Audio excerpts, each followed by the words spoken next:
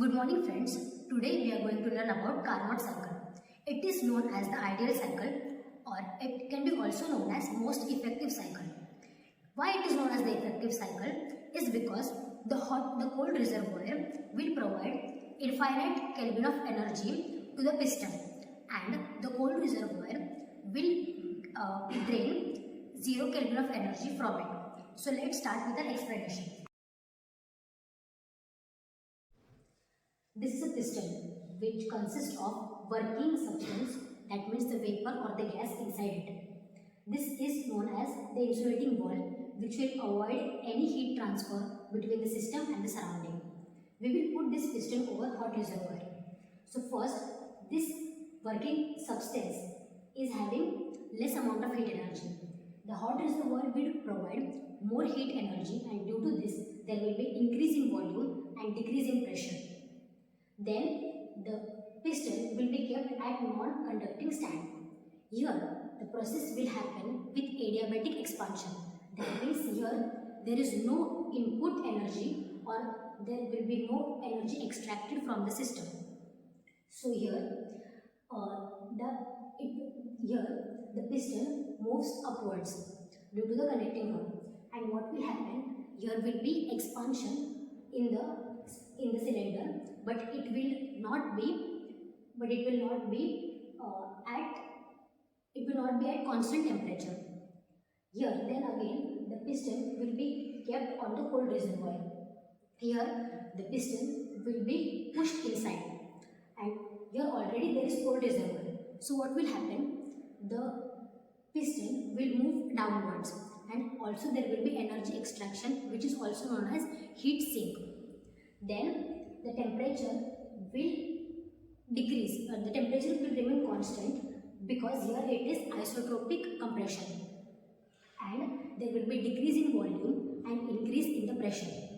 Then again the piston will be kept at non-conducting stand, and here again there will be adiabatic compression, which means that there will be no energy given or taken from the system, and again the piston will move to its original state.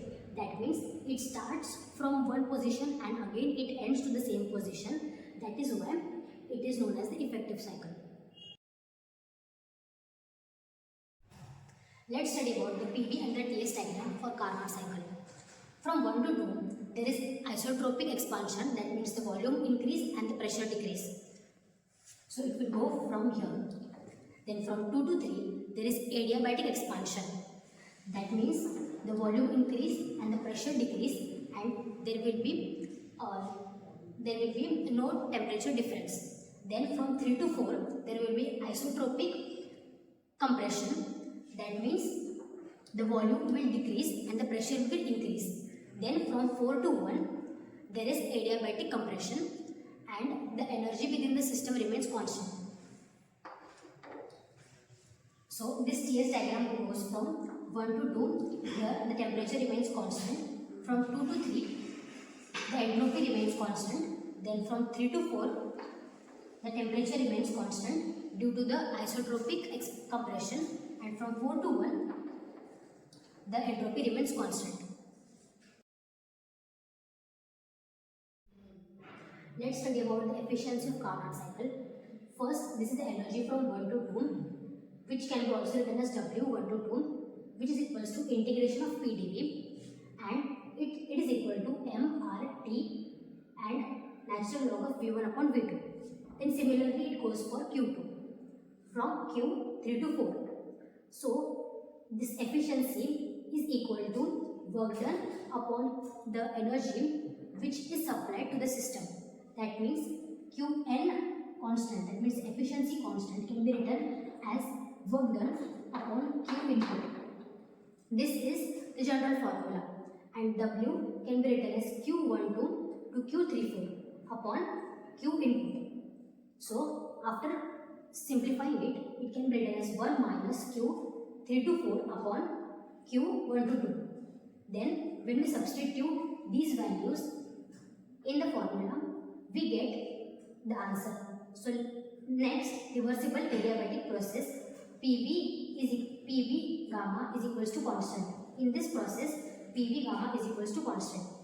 Then this formula implies when there is reversible adiabatic process.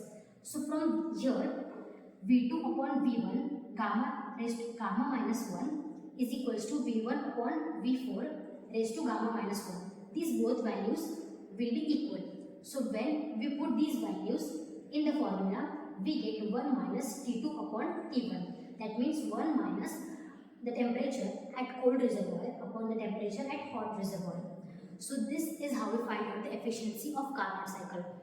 Thank you.